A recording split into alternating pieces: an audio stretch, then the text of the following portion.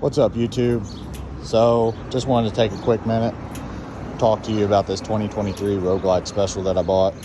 I bought it brand new, and everything on it was completely factory whenever it is I got it. So the things that I switched out is I had the Tab Performance 2-in-2 head pipes. I know that they make the 2-in-1. You can use the same heat shields as your factory, but I bought the 2-in-2.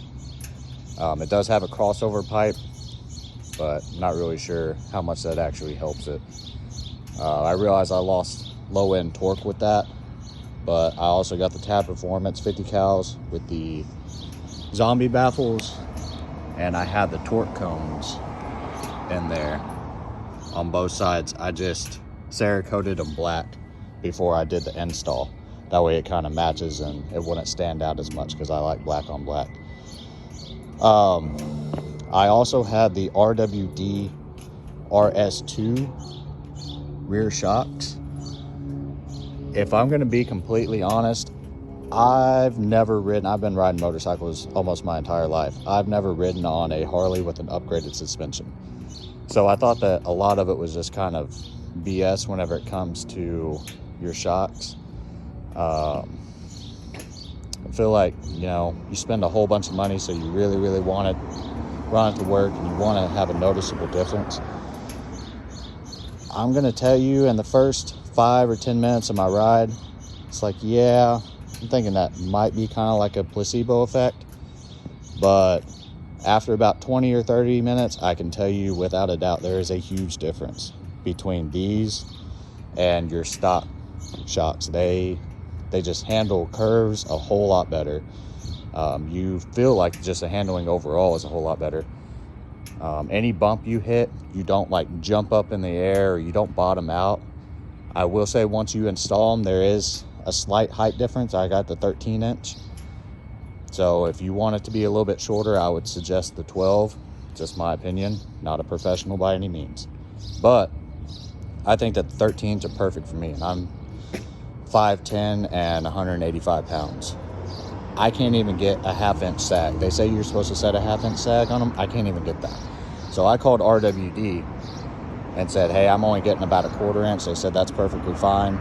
Stick with the 1/4 inch. Just ride them. They'll wear out.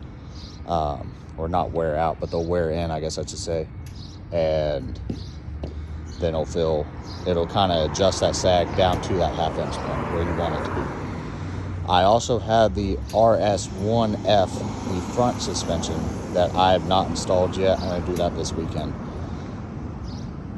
I'm going to be honest and say to you that the biggest downfall that I feel like on my rear shocks, just from the little bit that I've rode them, it really just kind of brings out how crappy the front suspension is. Because I can feel the front suspension being all, squishy and dipping and everything else, and the rear suspension is like really nice and firm and tight.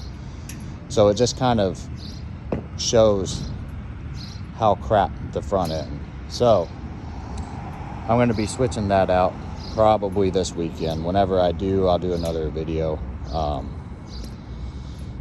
I'm not a YouTuber by any means. I just kind of wanted to let y'all know kind of what it is I have going on here. If you have any questions or whatever, leave a comment. I'll get to it whenever it is I can.